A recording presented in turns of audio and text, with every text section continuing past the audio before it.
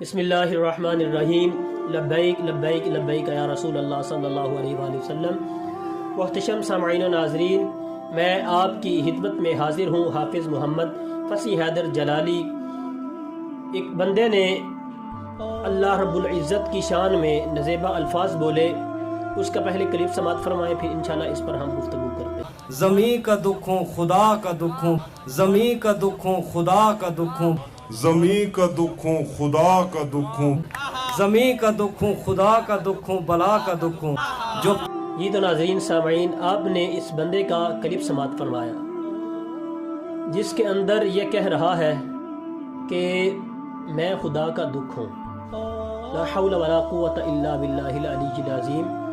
کس طرح کے اس بندے نے الفاظ بولے، اللہ رب العزت جل مجدہ الکریم جو جسم و جسمانیت سے پاک ہے، جو بے نیاز ہے، تو کوئی بندہ بھی کس طرح اس کا دکھ ہو سکتا ہے؟ وہ تو بے نیاز ہے، ہم سب کے سب اس کے نیاز مند ہیں۔ تو اس بندے کو ہوش کے ناخن لینے چاہیے۔ اللہ رب العزت کی شان میں اس بندے نے نزیبہ الفاظ بولے، اس بندے کو توبہ کرنی چاہیے۔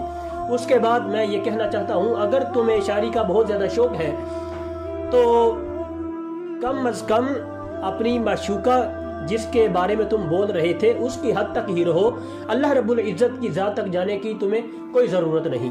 شاعری کا اگر کسی کو شوق ہو یا کسی کو آتی بھی ہو تو وہ اس لیے نہیں ہوتی کہ اللہ رب العزت اور نبی پاک صلی اللہ علیہ وآلہ وسلم کی شان میں گستاخی کرے کوئی بندہ، یا صحابہ کرام کی کوئی بندہ توہین کرے، یا اللہ کے ولیوں کی کوئی بندہ توہین کرے۔